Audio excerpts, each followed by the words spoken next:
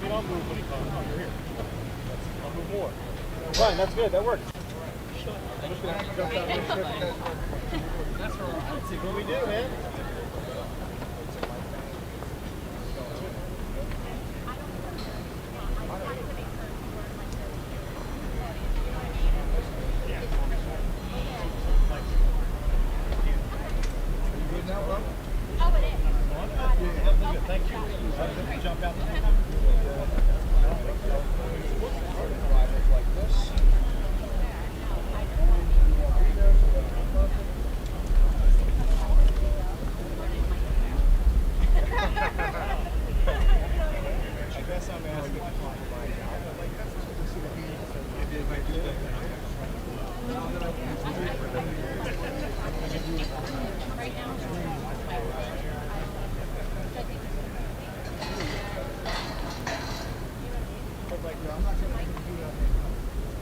Nobody really needs to speak to, like, say I'm at the podium now, you've moved the mic stuff. Mm-hmm. Nobody really needs to direct their voice to any mic. That's correct. Right? No, These are all unidirectional. Right. Absolutely. Okay. But my question is, if the defense comes and they're just speaking here, or... No. All these will move up to there. But I'm saying, if these are here, and the defense, I'm just trying to think, so, if the defense sees them and comes over to here, you get what I'm saying? No, we're going to move everything up there before. Got it. Once Great. the hearing Perfect. closes. Thank you. Yeah, of course. Great. No. I get, believe me, we're trying to, that's what we're doing this now. Sure. Once everybody goes in, Fine. they move all these mics. Yeah, that's fine. I just wanted to... Stays in. I didn't know if it was your podium and you were going to be like, no, this is that. No. Great. Supports. Yeah. We're just waiting for them, they're going to close the sidewalk before they come out so that all the cables and... Yeah, this will be frozen for, about an hour and a half. So as soon as they do that, we'll move the mics into place and it'll be safer. Wonderful. Sorry. No, it's all good. I appreciate you. I just wanted to make sure. Yeah, that's great. Is Marie here? Oh.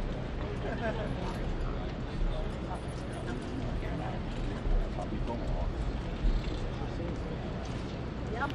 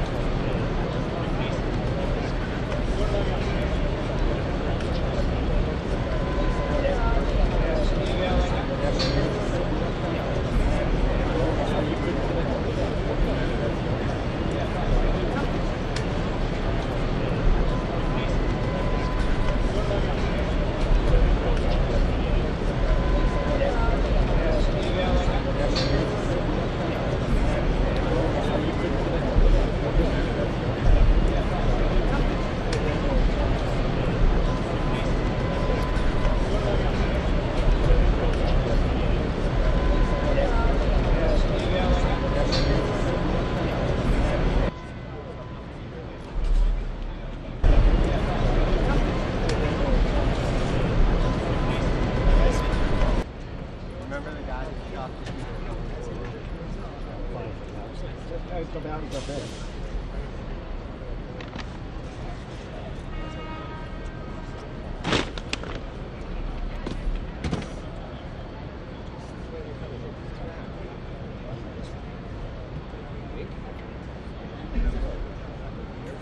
Yeah, I was just dropped off right there by the restaurant. Oh, really? Yeah. Unless they're coming in back door. You can't turn it off the alley.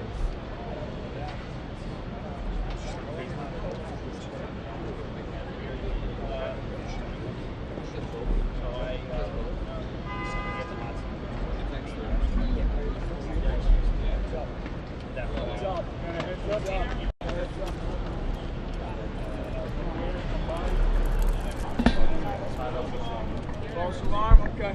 Let's do that. All right.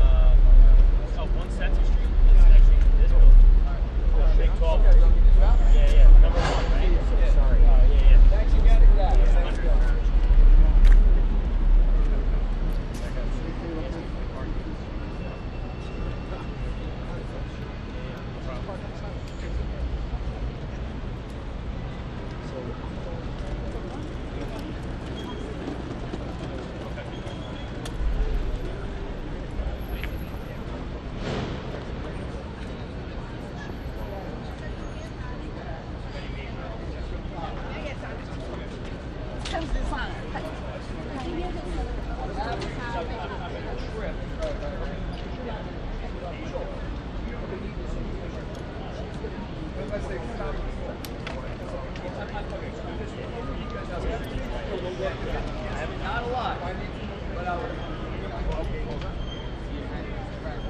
Yeah, I think we're all just a little. Yeah, okay.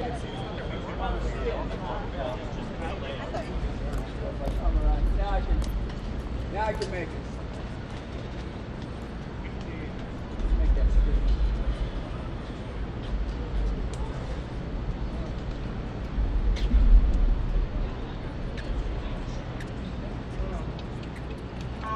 All we had in the early days, this mysterious figure who'd shot this man in the back. I remember I was out there on that morning in December. It was a frigid, cold morning, and it was very early, and there were people who were out there who said it appeared that the shooter, whoever that person was, at that point unidentified, had been waiting outside of that building where the UnitedHealthcare CEO was eventually shot. So in some ways, the investigators knew that this was some type of premeditated action even before they got to the heart of the investigation. So it didn't look like it was a robbery or anything like that. And then, of course, this massive manhunt unfolded, and eventually it led them to Luigi Mangione. Go back a second, just if we can. That image right there, this one right here, that one right there, is an image that was taken at a youth hostel.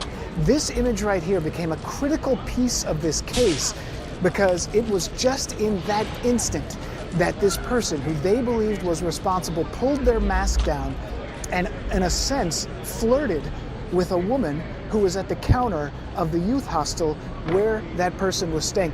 That gave investigators a clear picture of what potentially the suspect looked like. And then scroll forward a little bit on this video if we can. This is the image that we see in the back of a squad car after arrested. And then pause it right here.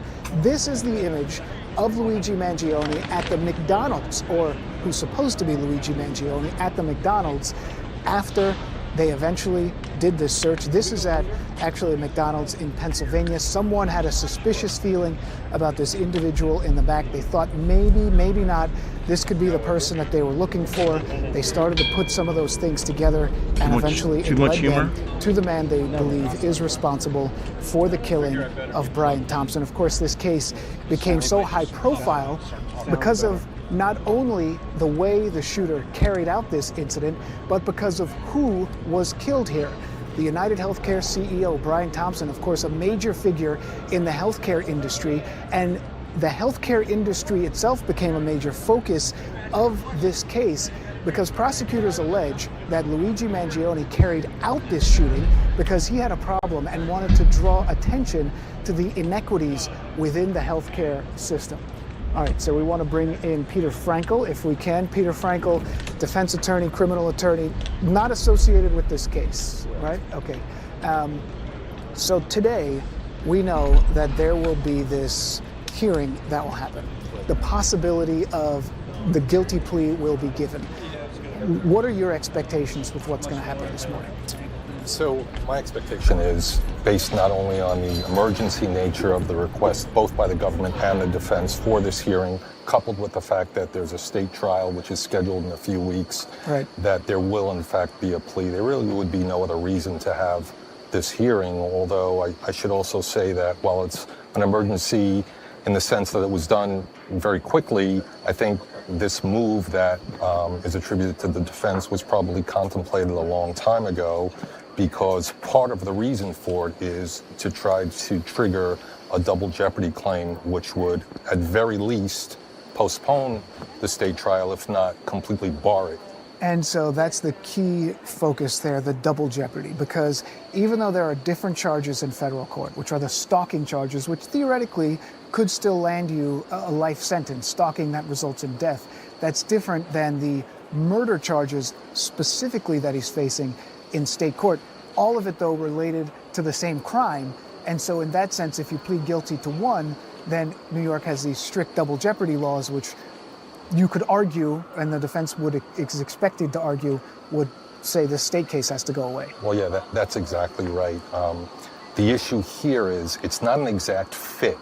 So the elements that need to be proven in federal court differ in some degree to what needs to be proven in state court. Okay. However, there are more elements that need to be proven in federal court, and the defense team for Mr. Mangione will argue that that plea, which I think will be to the stalking resulting in death, encompasses the murder too, intentional murder charge in state court. So it's going to be up to Judge Caro, who's a very experienced... That's the state side. That's the state side judge to make a determination if in fact there's a plea today.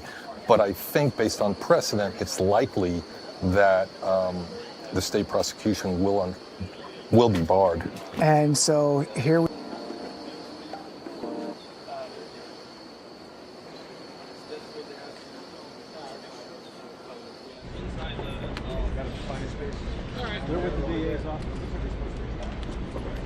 Everyone, it's me, the president.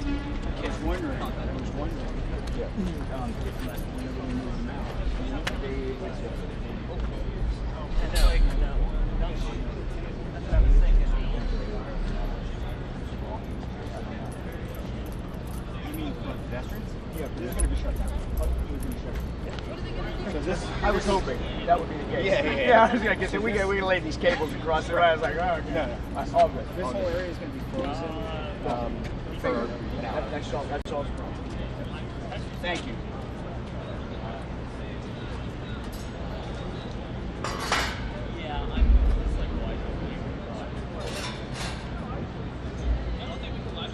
We don't have the. We don't have that much? Well, we don't have that like the live press box. You know that press box? Wow. That's right. We have the MiFi. What's going on? No, we have it. I just don't know what the policy is. We're gonna try. I'm like, I'm never gonna say,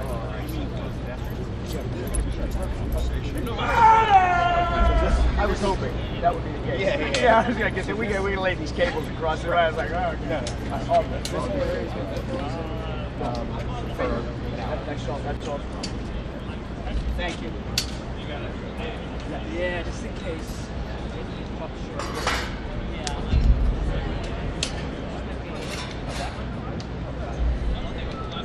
We don't have the. Well, we don't have that like the pretrial press box. That's right. We have the MiFi. What's going on? No, we have. I just don't know what the policy is. We're gonna try. We don't have the. Well, we don't have that like the pretrial press box. That's right. We have the MiFi. What's going on? No, we have.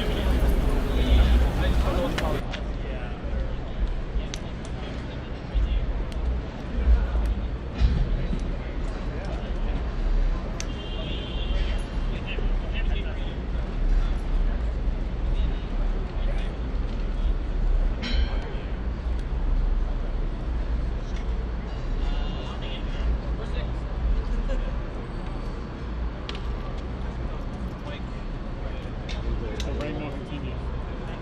Right now, this kind of sprung on the nation. Everybody was paying attention to this case. We expected that the next big thing would be the state case in New York on September 8th, but they requested this conference with the federal court judge, and the conference was given right away. What we expect this to be about is a sentencing plea deal. We expect that Luigi Mangione is going to accept a plea. What we want to know is what is he getting in exchange for that? We know in criminal cases, there's no certainty for any prosecutor, even if they think they have a strong case. In this type of case, you want to make sure you get a conviction. That's why the prosecutors will offer a plea deal. But as a defense attorney, I'm thinking, what's the icing on the cake? Why would I make my client or direct my client or advise my client to take this deal? Is it because at some point he'll have the ability to come home, where if he's found guilty, he would get life without the possibility of parole in state court or a full life sentence here in federal court? Is he taking that deal because he's going to get a year sentence, like 30 years or 35 years, where at the end of that sentence, he actually can be a free man again? He's only 28 years old. So if that's the case, I would incentivize my client to take this deal if in 30 years, when he's close to 60, he'll still have the opportunity to come out and see the light of day. And just to underline something you said, there is a mandatory life sentence if he is convicted in state court. There is not a mandatory life sentence if he's convicted here in federal court. That would be one advantage to taking a plea deal here to head off the state case. Absolutely, and we have to remember, in the federal court case, the death penalty was actually on the table, but the judge threw out the charges that were related to that death penalty or made this case death penalty eligible. So the death penalty is gone. The maximum sentence that he could get is life in prison. If he's accepting a plea deal, you would assume it's for less than the maximum sentence. So we're talking about a certain amount of years where he completes that sentence and then has the ability to come home. New York State doesn't have the death penalty. So if he went into New York State court and was found guilty, yes, the more than likely he would be in jail for the rest of his life without the possibility of parole. The only other option or reason I can think he would accept a plea deal here in in federal court, is because the federal prison system is better than the state prison system. He may be listening to his lawyers who says they got you, right? They have enough evidence. The gun came in on the state court. Some of his journal that was found in his book bag, all of that stuff came in. They're going to find you guilty. Do you want to do your prison time in a federal system where it's cleaner, the facilities are better, you have more programs available to you, there's certifications you can get to help the time pass faster, the food is better? Or do you want to wait, roll the dice in state court, and maybe have to serve the rest of your time, the rest of your life, in a state penitentiary, which is going to be worse conditions than the federal state prison? Do you buy the double jeopardy argument that his attorneys are making, that this would amount to double jeopardy if he pleads guilty here today, and then were to face trial in state court. Is that double jeopardy in your mind? It's a very interesting thing, and with the law, there's always gray areas. That's what makes it so appealing to a lot of people, including myself, because you have to find loopholes or see what applies. In this case, when we talk about double jeopardy, the standard rule is you cannot be found guilty or prosecuted and found guilty for the same crime, the nature of the crime. It doesn't have to be named the same thing. We know in federal court he's charged with stalking that led to murder. In a federal court. In state court, he's charged with murder. So it's different crimes technically. Same underlying event. Would it qualify for double jeopardy? I believe it would, because the state law here says that you can't be prosecuted for the same crime. What New York could do, though, they could look for criminal activity outside of the murder. So not what happened in front of the Hilton, but maybe what happened at the hostel. He checked into the hostel under a false name. He had a weapon at the hostel. Could they go after him for crimes that only the New York State would have jurisdiction over, that's not included in these federal charges, simply because New York wants to prosecute him because he came into their state and committed a crime? They want to make a statement. We understand all the pomp and circumstance that was surrounding this. There was fear in New York because he disappeared afterwards. People didn't know what was going to happen, if he was going to commit more crimes, if more people were in danger. When he was caught in Pennsylvania, they brought him back here in a helicopter. The mayor was there waiting for him. So does New York State want to make a statement here and say, even if you accept responsibility for the murder, we're going to find a way to prosecute you for something else, just so it's clear if you come to New York, you're going to be prosecuted to the fullest extent of the law. We expect Luigi Mangione to speak today, right? That's called allocution. Explain that process, and are we going to hear him say yes or no, or are we going to hear more of a detailed account of exactly what he's pleading guilty to? It depends on the type of plea. So sometimes when I'm negotiating the plea with the federal prosecutors, we include in there a statement that my client reads where he acknowledges responsibility or guilt. One thing that we know for sure is he's going to have to acknowledge guilt, or the judge won't accept his plea deal. You can't walk into the court, say I'm going to take a plea, and don't say I actually committed the crime. You have to at some point acknowledge you committed the crime. Will that be a straight yes? You know, they read the charge and he says, I did that. Will he have to describe some things he did about the stalking? Because remember, federal court has jurisdiction because he stalked Thompson from one state to another. Will he have to say, I actually stalked him from this state or this location to New York in order to qualify for that plea deal? Will he have to acknowledge the killing or describe how he did the killing? That's possibilities here. We don't know how much the judge is going to require him when he's acknowledging his guilt, but for a fact, he's going to have to affirmatively say, I committed this crime. That can come back to bite him, though, because we just talked about double jeopardy. If he loses that argument and they still move forward with the state case, now you have a court record where he acknowledges this killing. That means essentially he's acknowledging responsibility in that state trial as well. Exceedingly interesting. I could ask you about 100 more questions. We're running out of time. Dante Mills, criminal defense attorney, thank you so much for taking the time. Dan, I'll send it back to you with this hearing to get underway in about 40 minutes from right now. All right, Robert, thank you very much. And we do have a lot more to get to. We're going to take a quick break, and when we come back, we're going to bring back in defense attorney Peter Frankel to talk a little bit more about exactly what we expect will happen.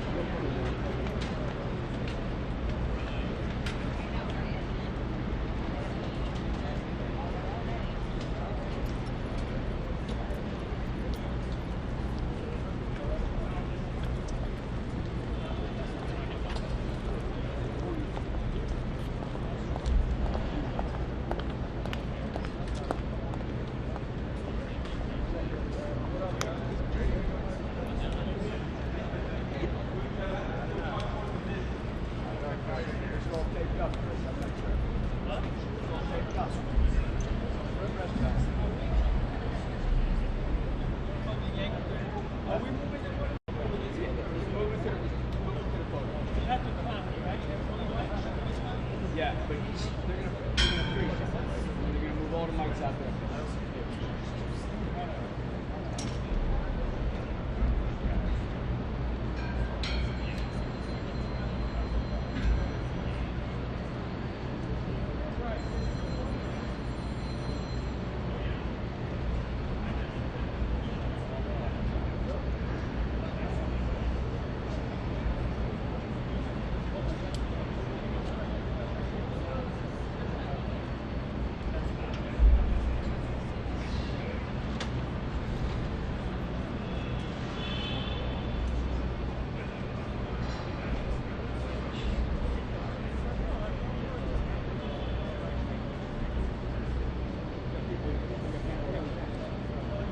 here for 4 years. That'd be great. See you later.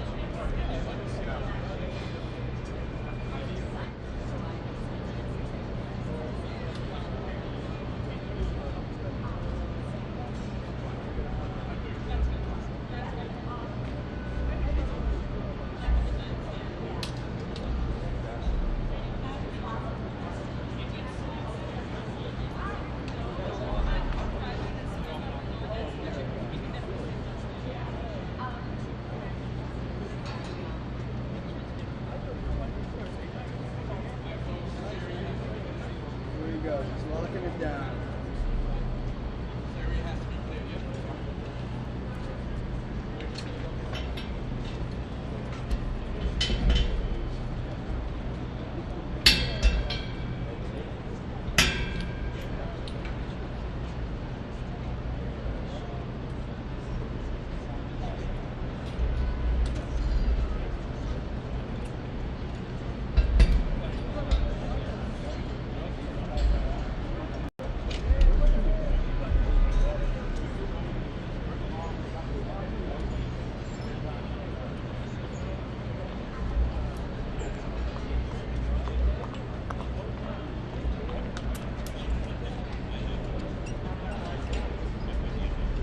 It's not really going to work. I don't want to add more weight to that. But this is going to go up against the podium.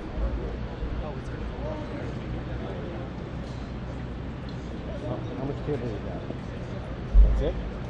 No, I have another one on that. Yeah, you'll need a lot.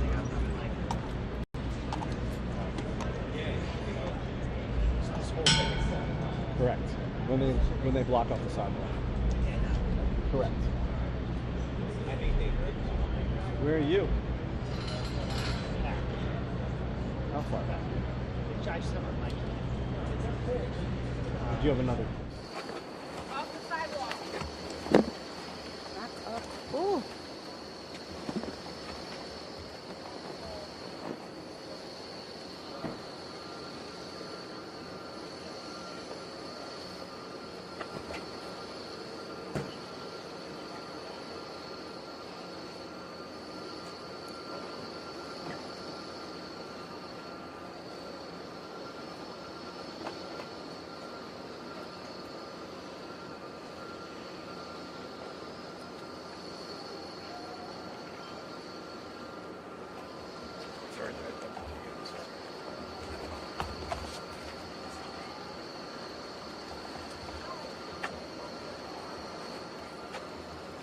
Guys, you gotta be on the street. You gotta be on the street. Sanitation truck, of course. I'm like, this guy, he's like, oh, no.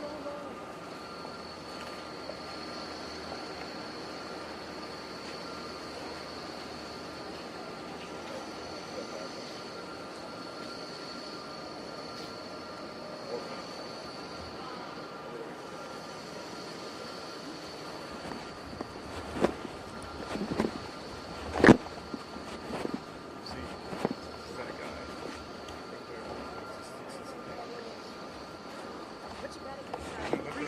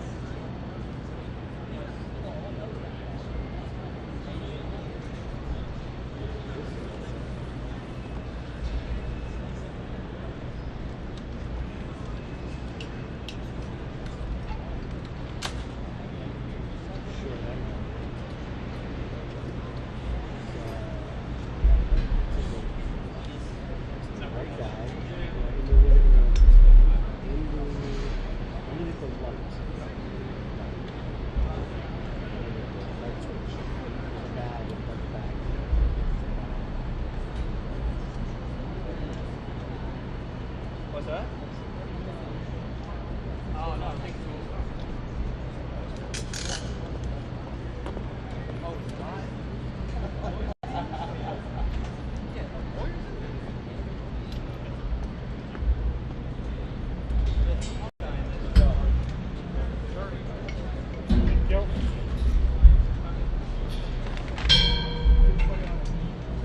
Right?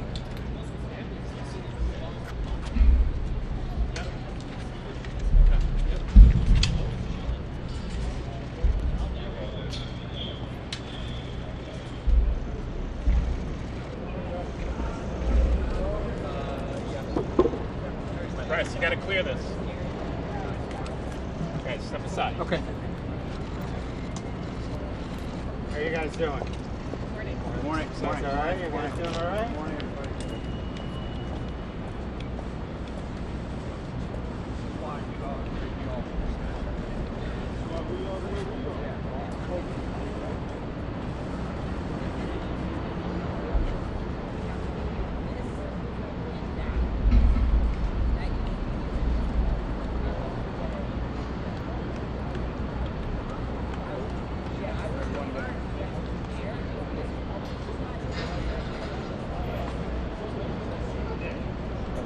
Great. That's not bad. I couldn't have done that like that.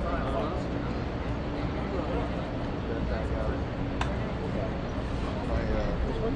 Yeah, I want to try to get it close.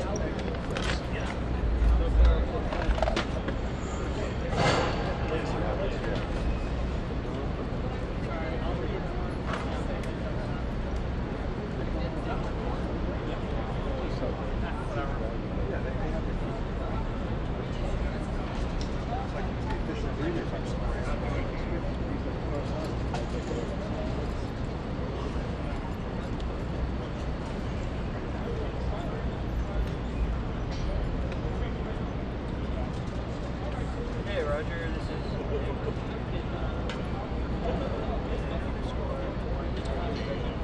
I don't know if you guys are recording on my camera. Solid. Yeah, those are lawyers. Not anymore.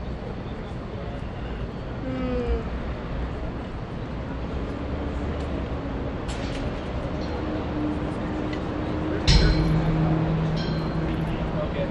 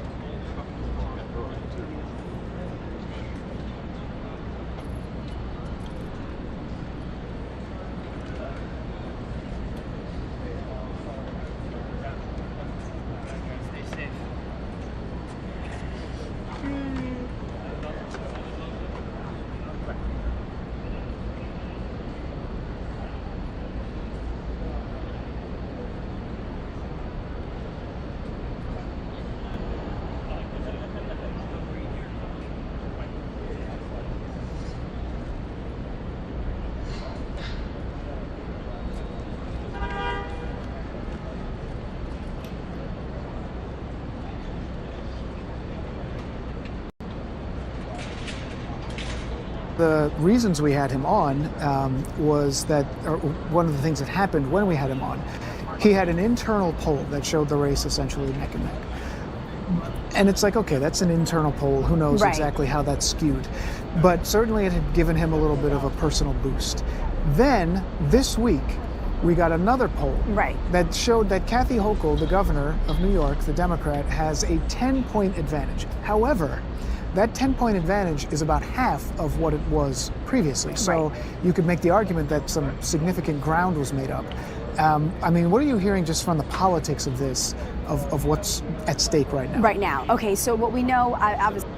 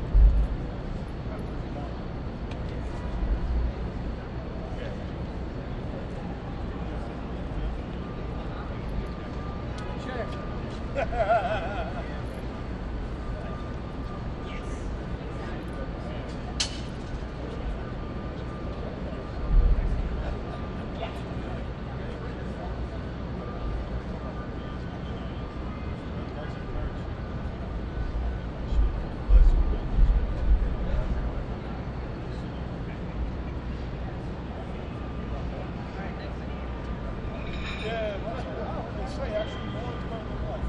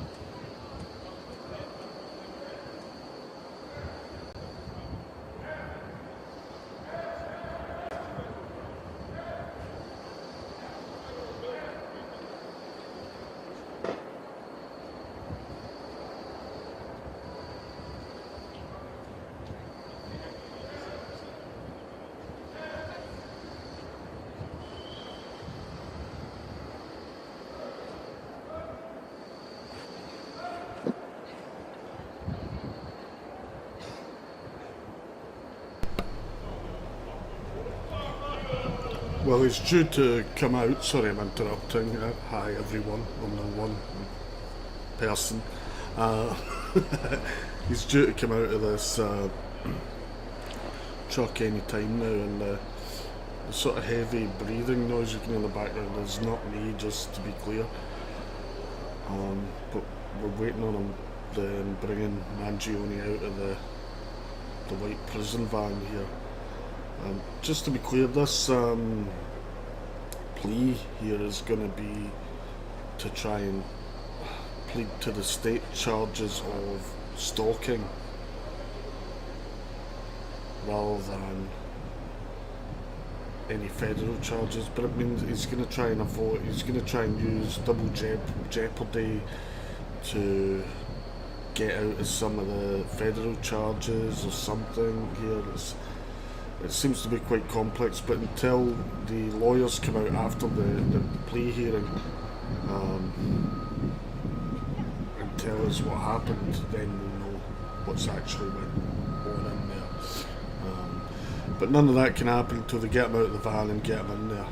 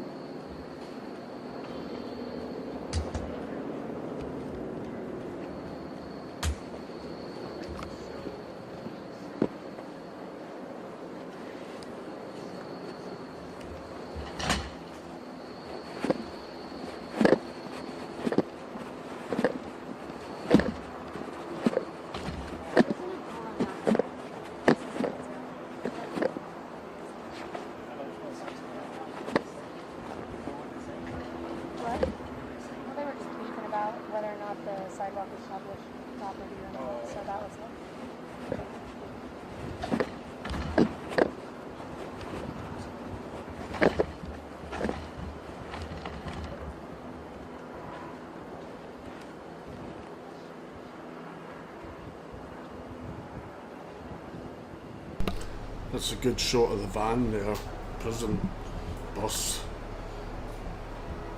A weird looking thing, isn't it?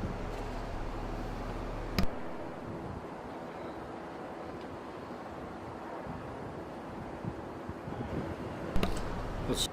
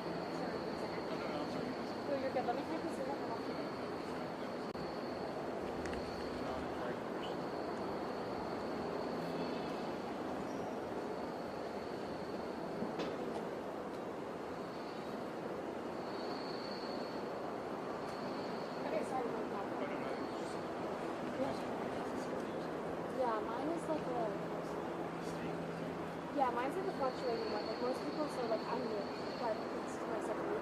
So you have to go beyond these barriers 6 times, I guess, to get this, and then you get like a 1 this one's like transmissible through it.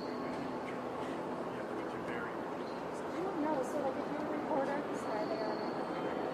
So like if you're in a situation where you're like go flying police lines, like hey, I'm the press, like I'm gonna go check this out. Yeah, 6 times and you submit an application and you get one with your face on it. That's like hilarious. But the media, like you have ones that should like be passed out. I used to. I had to. They're not gonna be honestly think that is.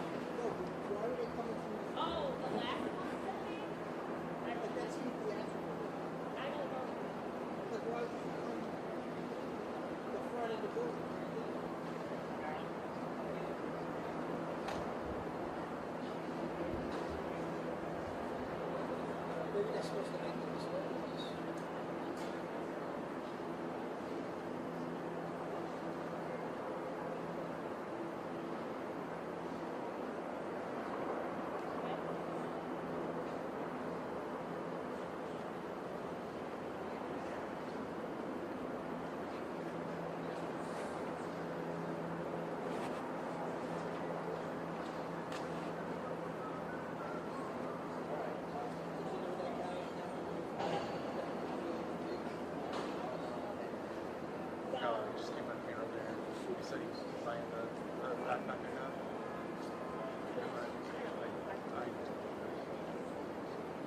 That's my favorite shit. So it's not. Yeah, I'll leave here. You guys.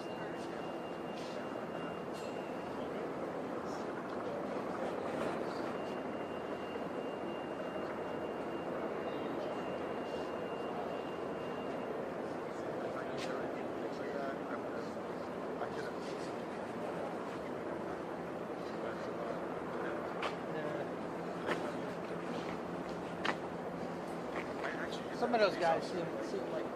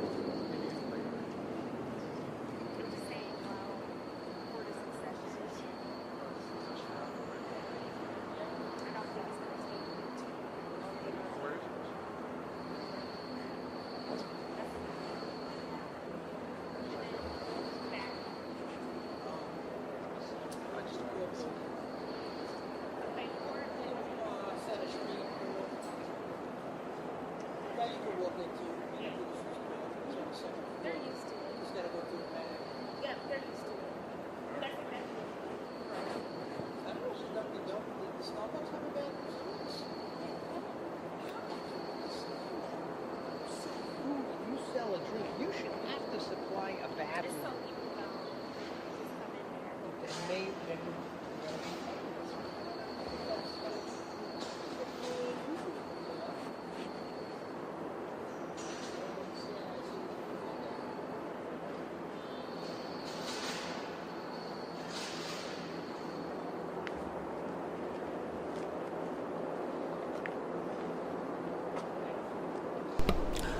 I honestly don't know if he's in the van and the truck, bus, whichever you like, and we're still waiting for him to be brought out. I'm assuming so, given the cameras on it, or if they got him in really quickly and I missed it and they're just keeping a shot on this.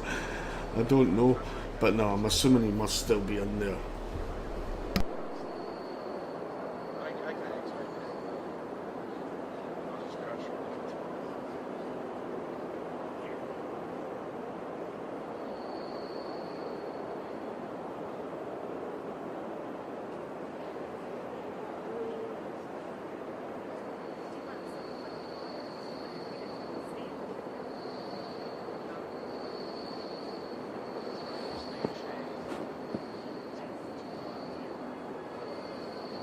covering it. This is a very big deal. As my colleague Robert Moses has been reporting throughout the morning, it could mean major changes and basically an absolute direction change in what would happen in state court. It could mean, under double jeopardy, that Mangione does not appear in state court in connection to this situation, this killing of Brian Thompson, that UnitedHealthcare CEO that he's accused of killing at a hotel in Manhattan. Again, Dan, you know this has been a story that has taken the media and the public on many twists and turns, including right after the death, there was a manhunt that lasted for days. Mangione was eventually taken into custody. And so he's facing two separate cases, a federal case and a state case right now. Up until now, it's crucial to report that he has pled not guilty.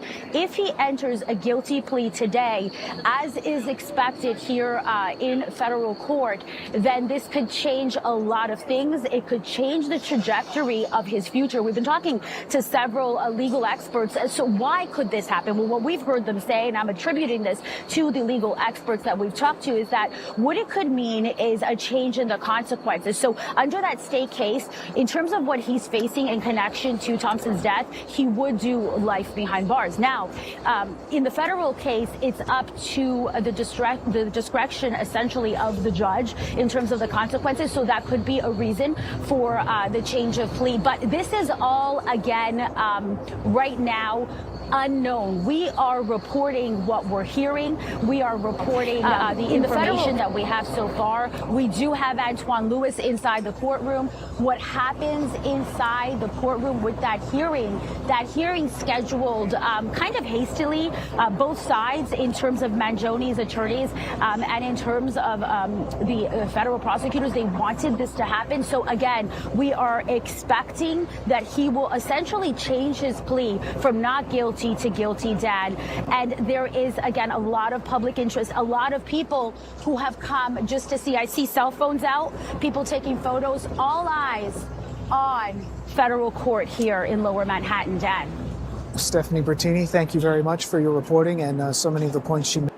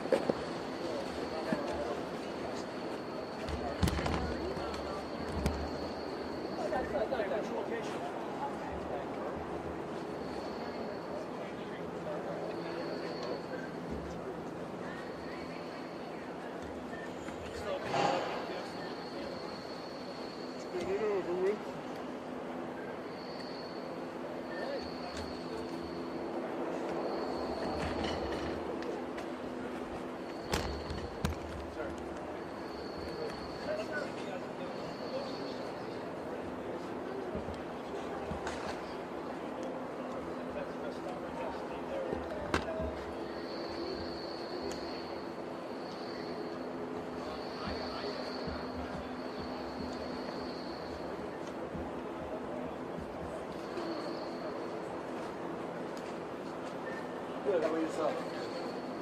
They said go there, I said okay.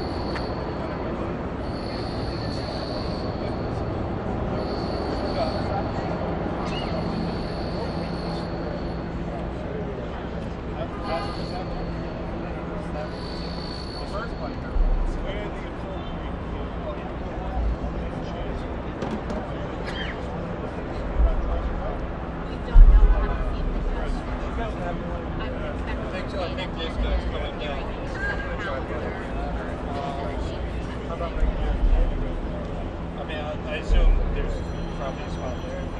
But, I mean, obviously, is there anything coming here for you guys? Can I shoot blow you?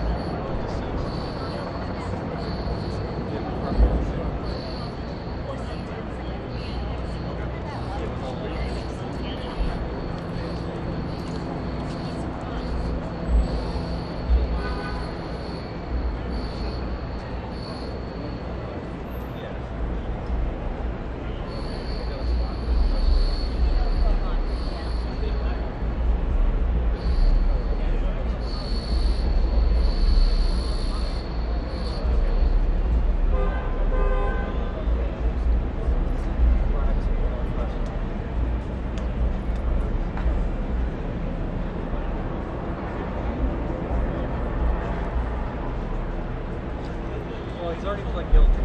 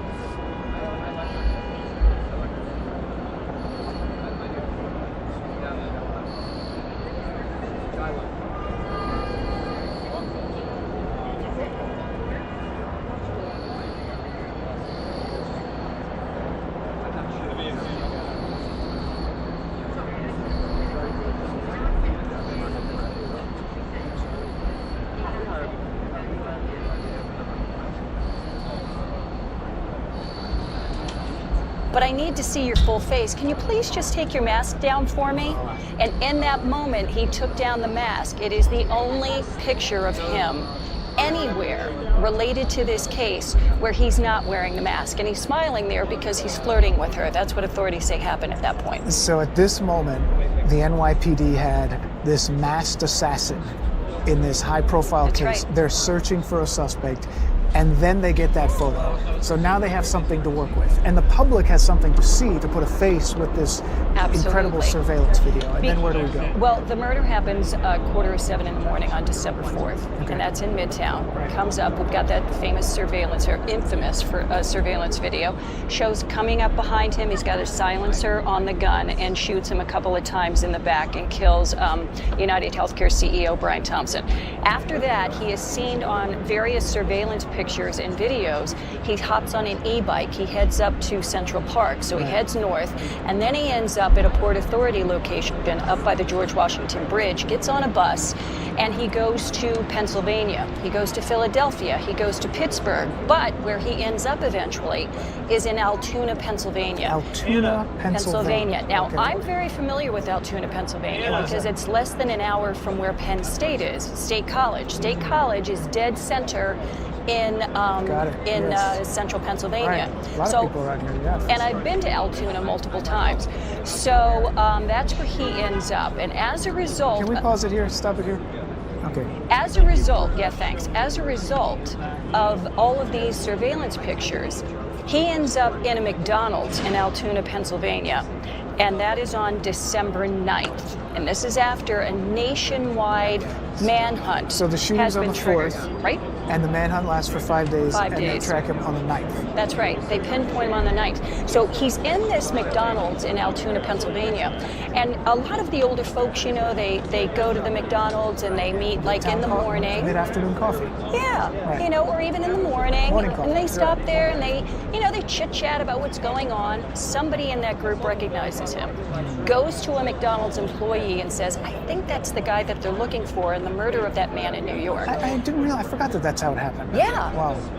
That person then calls police, Altoona police. They show up at the McDonald's. And then, of course, we have that video from their body cam, from the police body cam from Altoona. And these are some of the frozen pictures of that. He is seen eating, and I think it's the home fries there, in a corner booth. And he doesn't have his mask on. And then the Altoona police approach him. They start having a conversation with him. And then, of course, he's got the backpack. In the backpack is a manifesto of sorts. Some have described it as a notebook. Many have called it a manifesto. He's got the gun in there, which was a ghost gun. Not a typical handgun. Not a typical handgun. It could be made at home. Yeah. And so that's what it was. And then at that point, he's arrested.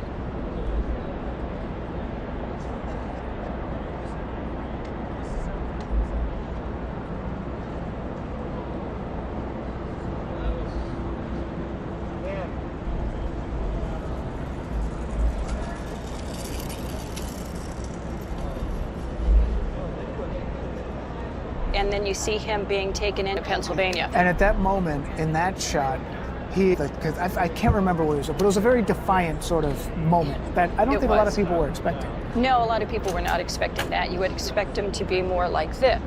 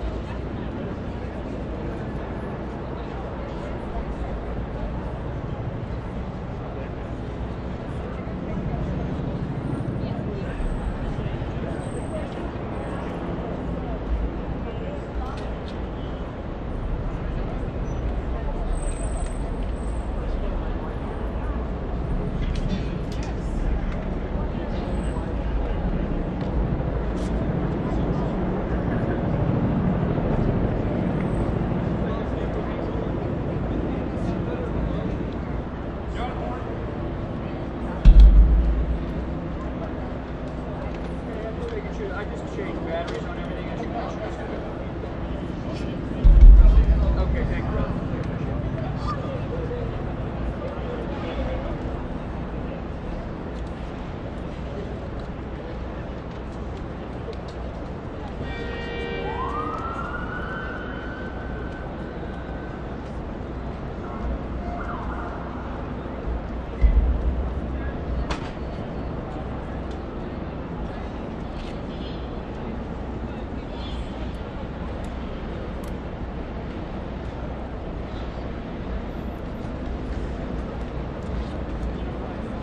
And there he was covered pretty much from head to toe, Luigi Mangione. He had a mask on, pulls out a gun, it has a silencer on it, and fires multiple shots into Brian Thompson's back. And here is the statement, here are the words, quote, "I shot Mr. Thompson in Manhattan," Mangione tells the judge, adding, "I understand that my actions would place him in fear of death or bodily harm, bodily injury. I knew what I was doing was illegal." It seems to me, obviously these are his words, right, but those are carefully calculated words that clearly he has gone over, and they have figured out exactly what he wanted to say with his attorneys and his defense team. Absolutely. Before sitting here. I mean, those are the words. I shot Mr. Thompson in Manhattan. That's right. And this is something like you were saying right now. This is not a haphazard thing where he just decides, oh, I'm going to say this. Premeditated. No. Yeah. They sit down, they go over the exact language, and then they go over that language again because his legal team, in doing so, is trying to do the best job as well for their client, who is now pleading guilty to murder. And in some sense, what he is saying there is that I had a problem with UnitedHealthcare in particular. That's right, because I had a medical issue. Because I had a medical issue. I was upset about the costs of this, and this is why I did it. But so much of his support, as you know, was from people who saw him as this vigilante of justice because of attention that he, in that manifesto, had allegedly said, which it looks like now we can sort of confirm it, and that he stood as this vigilante of justice who was going to carry this out. This is sort of narrowing that a little bit. So, Linda, we'll go to a quick break, and when we come back, it looks like we're getting very close to the end of this guilty plea from Luigi Mangione. The words that he said in court this morning.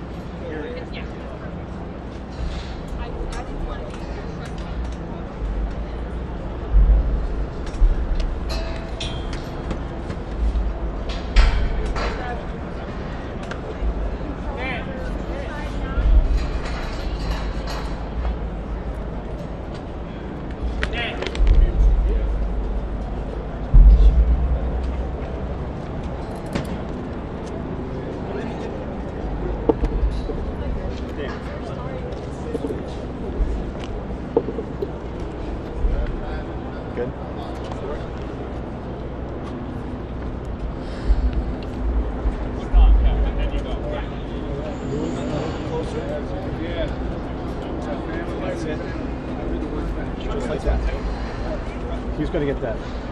All right, whoever have a shorty, it's gonna drag you in. So make sure. Pull it out and then let him plug it in, replug it. Pull it out and let him replug it. All right? All right, we got it. Damn. Too bad. Where I shot Mr. Thompson, and then the next thing that we see here, the judge asks Mangione how he pleads to the 2 counts. Mangione says guilty. If you want to pick it up from there. You know, it's really powerful when you see those words and you see the written word. Alex, can we go ahead and go back to the part where Dan was reading before? There we go. I shot Mr. Thompson in Manhattan. Quotation marks. There he is in a court of law and a federal court in this country admitting to murdering the CEO of a healthcare company. And it was 2 years ago in December. And so much of this information we have now known about for quite some time now. You know, it happened December 4 of 2024. Within several months, we had so much of this information. Overwhelming evidence in some sense. Overwhelming, because you had the surveillance videos and the pictures.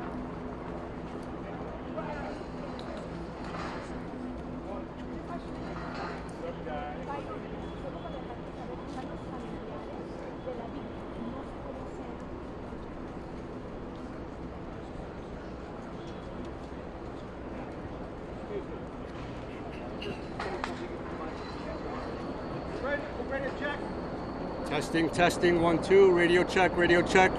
How we sounding? Sounds great, thank you.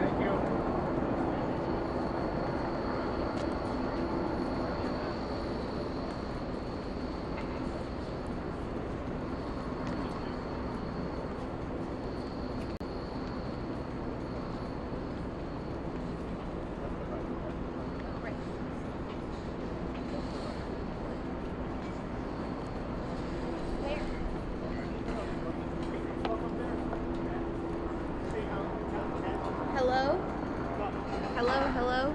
Not on the podium. No. Unless it's clipped, it can't be on. Oh my god. Oh. How about right here? Does that work? Okay.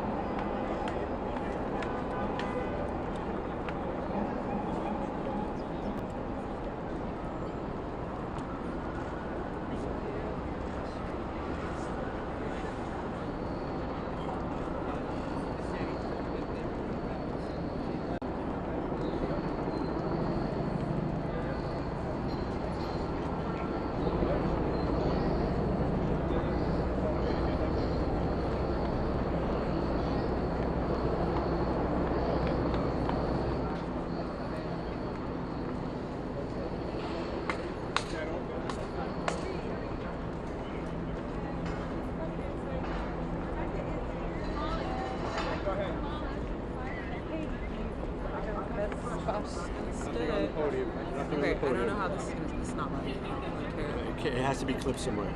this is her, she's back there, I'm leaving.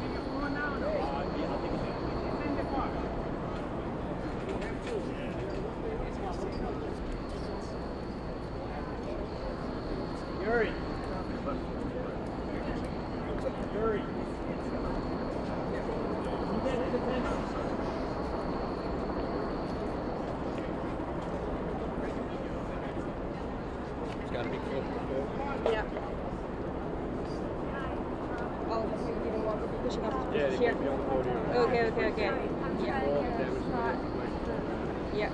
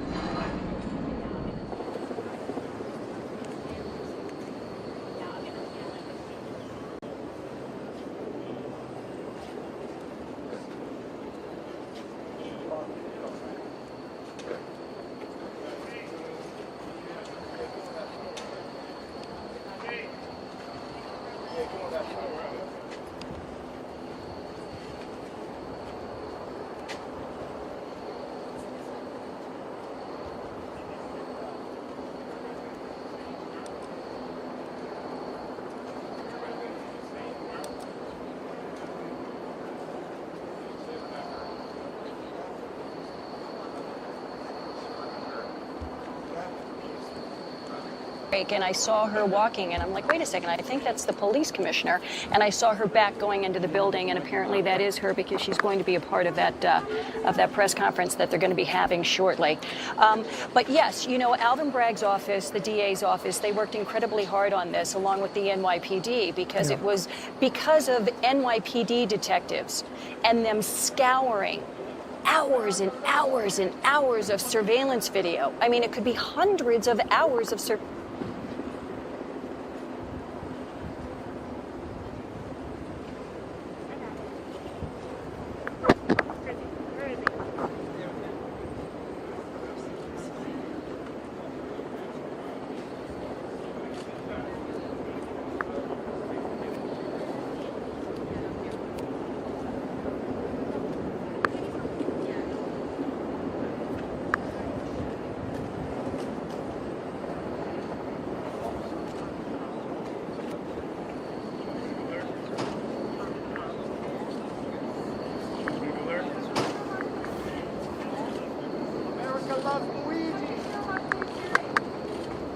America loves Luigi. Go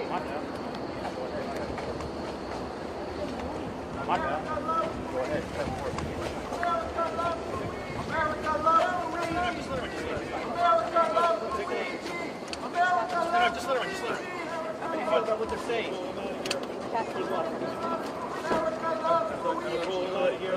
Good luck. Nope, out of the way.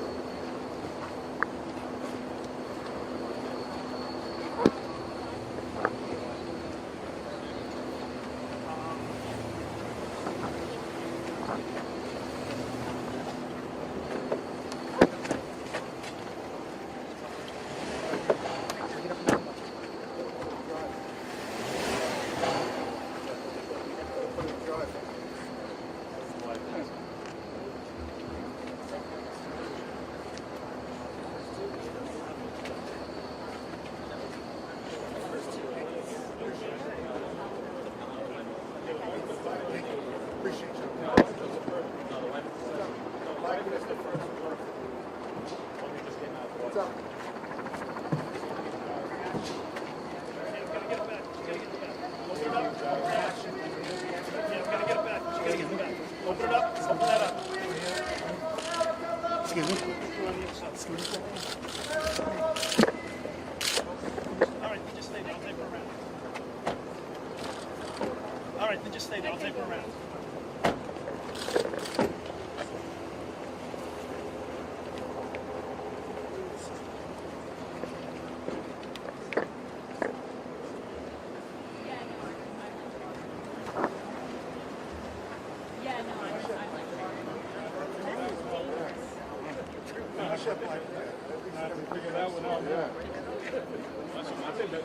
I have a second one, his wife. I have a second one, his wife.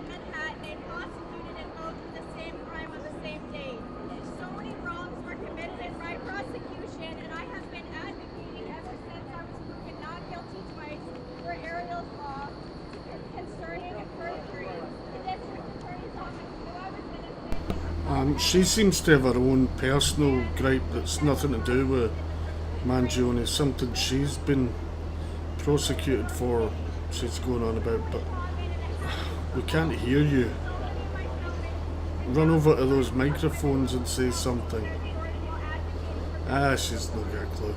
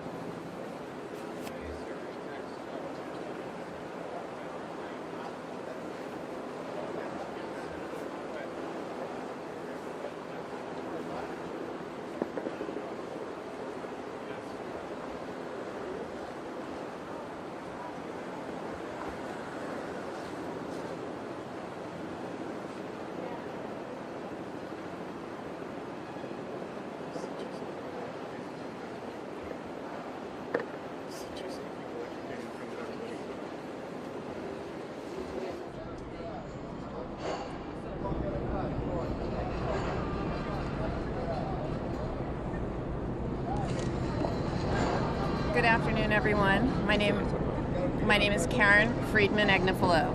Good afternoon, everyone. And I represent Luigi Mangione. My name is Karen. Today is a solemn and significant day. With today's guilty plea, Mr. Mangione has accepted full responsibility for the death of Brian Thompson, arising from the events of December 4th, 2024, outside of the UnitedHealthcare Investor Conference here in Midtown Manhattan. It was a single tragic event, yet he's being prosecuted twice for the same conduct. As Luigi explained in court today, he endured years of severe, debilitating pain following a broken back while struggling to navigate our healthcare and health insurance systems. Like the thousands of people who have reached out since this tragedy to share their own experiences, he believed that the system had failed him and destroyed his life. Despite this being a single isolated event, Mr. Mangione has been unfairly treated since the outset in every way and has successfully fought off terrorism charges and the death penalty, while also fighting at the same time two simultaneous prosecutions in two jurisdictions who are trying to punish him twice for the exact conduct. He's been treated differently from every other defendant charged with this offense in New York. However, thankfully, New York law does not allow this. New York law does not permit a person to be prosecuted and punished twice for the exact same crime under a statute that governs successive prosecutions. It's also known as the double jeopardy law. Today's guilty plea triggers this statute, and we just filed our motion in state court explaining why the state charges must be dismissed under New York's double jeopardy protections. We will not be taking any other questions. Thank you so much for coming. Madam, does your client have any remorse for the man he shot in the back?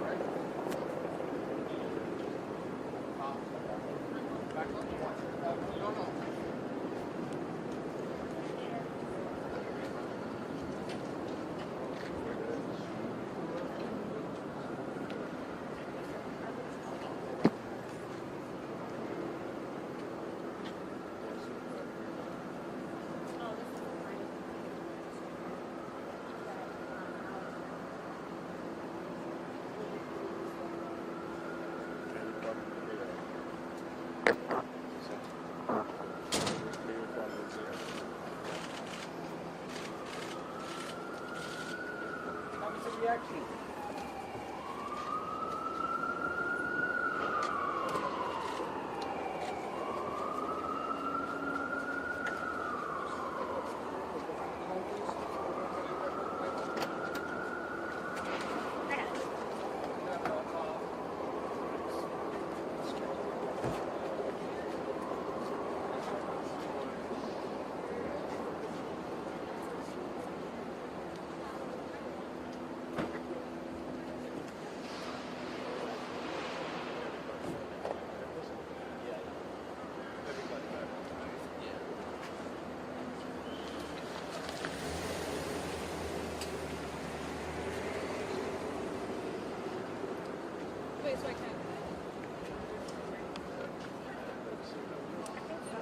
That's it, right? I mean, because they're doing the press. Thank you so much. Overwhelming amount of evidence of guilt in these cases. So for him to think that there was a possibility to go to trial in both cases and being acquitted, I don't think was ever a realistic thought for them. So this is probably ending up where, for at least some period of time, they anticipated that it would be. And let's.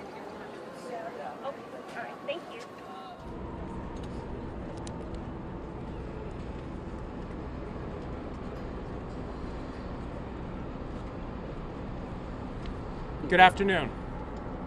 I'm Jamie McDonald, United States Attorney for the Southern District of New York. At 6:45 on a December morning, Luigi Mangione stalked and murdered Brian Thompson in cold blood on a public sidewalk in Midtown Manhattan. Just a few moments ago, Mangione pled guilty to his heinous act.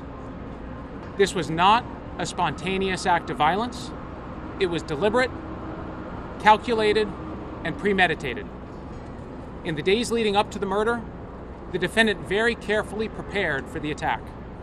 He tracked Mr. Thompson's whereabouts, conducted surveillance along the route he knew Mr. Thompson would take, and positioned himself to carry out the plan.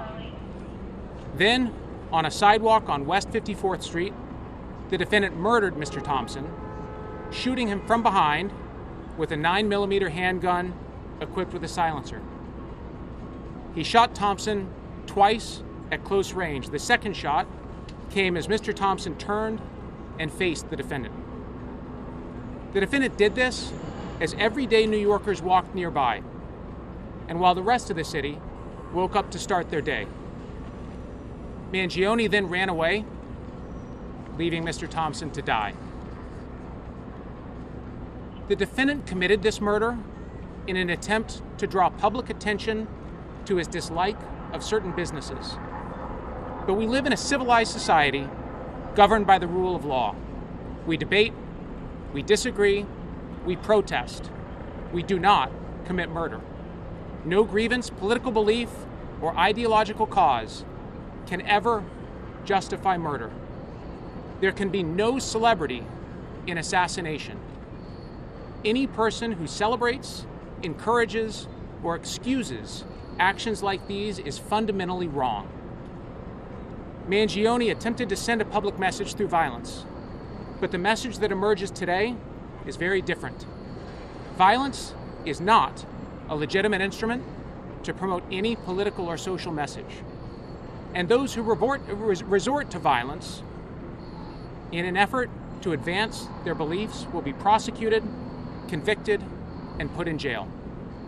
Today, the Southern District of New York, together with our law enforcement partners, writes the final chapter of Mangione's federal prosecution. Now, he stands convicted in federal court and faces life in prison. One other point that's important to note. While the defendant pled guilty, our office does not have a plea agreement with him. Instead, he pled open, which means he pled guilty to all pending counts in the indictment. There are no accommodations or concessions, and we are free to seek the maximum penalty under the law. I'd like to thank the dedicated prosecutors of our office's Violent Organizations and Crime Unit, who are beside me, for their remarkable efforts to bring this case. I would also like to thank the NYPD and the FBI, whose tireless and incredibly sophisticated investigative efforts made this conviction possible. Finally, I want to express on behalf of all of us here our deepest sympathy and compassion for the many family members and friends of Brian Thompson. Mr. Thompson's family and many of his friends were in court for the guilty plea today. I know they will have an opportunity to be heard at sentencing. We all stand in awe of their love for their family and for their friend, and their unwavering commitment to seeing justice done in this case. We hope they can take some solace in the fact that from the beginning, we have brought the full force of the federal government to bear in this case. In this prosecution, we have consistently pursued the maximum penalties under the law as necessary and just punishment for these crimes. The result achieved today now allows our office to seek the maximum penalty allowed, life imprisonment, which, as I've conveyed to Mr. Thompson's family, is what we intend to seek. I'll now turn it over to Commissioner Tisch. Good afternoon. Thank you, U.S. Attorney McDonald, and thank you to the prosecutors and the federal law enforcement partners who have worked alongside the New York City Police Department throughout this case. Today, Luigi Mangione pleaded guilty in connection with the murder of Brian Thompson on a Midtown Manhattan sidewalk in December of 2024. This is an important moment of accountability, and my thoughts remain first and foremost with Mr. Thompson's family and everyone who knew and loved him. But I also want to take a few minutes today to recognize the extraordinary police work that brought us here. From the moment that Mr. Thompson was assassinated on the morning of December 4th, the NYPD mobilized an enormous investigative effort. Our detectives combed through thousands of hours of surveillance video, followed up on hundreds of tips, and worked through an extraordinary volume of forensic and digital evidence. They used some of the most sophisticated technology available to law enforcement, and they paired it with the kind of painstaking, old-fashioned detective work that has defined the New York City Police Department for generations, interviewing witnesses, canvassing neighborhoods, retracing the suspects' movements, and pursuing every viable lead. Most importantly, they developed a clear image of the man we were looking for and got that image out to the public and to law enforcement agencies across this country 5 days after the murder. That work paid off in Altoona, Pennsylvania, where an alert member of the public recognized Mangione and local police took him into custody. That was not simply a lucky break. It was the culmination of a lot of hard work put in to catch that lunatic. Look, that's that. He's pled guilty in federal court to avoid the same charges in state court. He's never getting out of prison, that's for sure. Good, and thank you if you tuned in. Our poll is 100% that we would have preferred a trial. I would have preferred a trial for the channel. Selfishly, we could have covered that. But look, I'm glad this maniac is going to be in prison the rest of his life, and the fact that he's admitted it was about his own back injury and not some Robin Hood type thing. I hope that means that all his idiotic admirers stop admiring him. You want to change the system, change the system. You don't go killing people, or we don't have a society at all. Thank you for tuning in. I'll be back again soon. Appreciate you. This has been great.